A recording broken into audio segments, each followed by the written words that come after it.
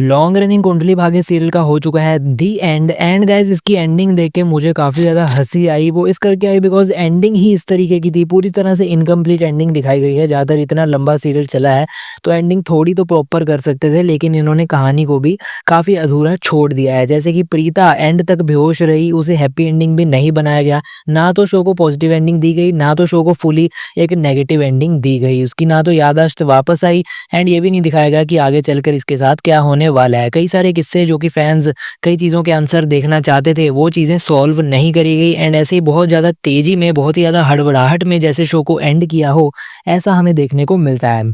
End of course जो fans 7.5 साल से ऑलमोस्ट 8 साल से शो को देखते आए हैं, जब उन्होंने ये एंडिंग देखी वो भी काफ़ी ज़्यादा भड़क गए। तो मैं तो चलो रेगुलर व्यूअर नहीं हूँ, मैंने तो सिर्फ एंडिंग आकर देखी, लेकिन मुझे भी हंसी आई। लेकिन जो फैंस रेगुलर देख रहे हैं उनको तो हंसी नहीं आई होगी, उन्हें तो डेफिनेटली काफ़ी ज़्यादा गुस्सा आया होगा।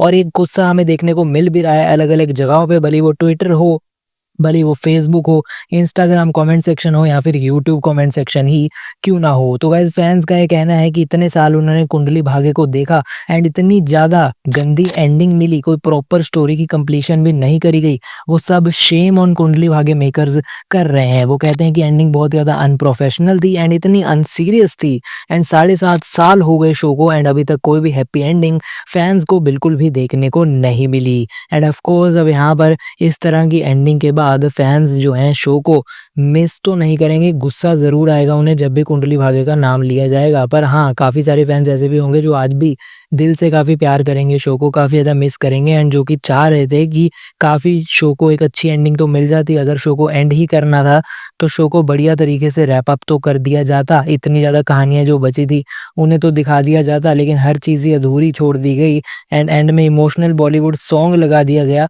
और काफ़ी ज़्यादा अजीब तरह की एंडिंग करी है इन्होंने। इस शो को लेकर एक और काफ़ी फ़नी चीज़ है जो कि मैंने नोटिस करी है, जब भी मैं सीन्स वगैरह लेने आता हूँ मुझे ये तो हमेशा देखने को मिलता है कि इस शो में हमेशा कोई ना कोई सेलिब्रेशन चली रही होती है। आई डोंट नो, कभी शादी चल रही होती है, कभी कुछ ना कुछ सेलिब्रेशन हुआ होता है, घर पूरा सजा हुआ होता है, हर किसी ने भारी-भारी गहने पहन रखे होते हैं, हर कोई तैयार हुआ होता है। आई डोंट नो, जभी भी मैं टीआरपी रेटिंग वाला वीडियो भी बनाता हूँ, कुंडली भाग्य का मैं जब भी सीन लेता हूँ ना, हमेशा ये सेलिब्रेशन ही देखने को मिल रही होती है। वो किस चीज़ की सेलिब्रेशन होती है जो कि इनकी ख़त्म ही नहीं हो रही? कमेंट्स में मुझे ज़रूर बताना, जो लोग रेगुलर व्यूअर्स हैं, कभी किसी की शादी हो रही होती है एंड लास्ट वाले एपिसोड में भी घर सजा ही हुआ था।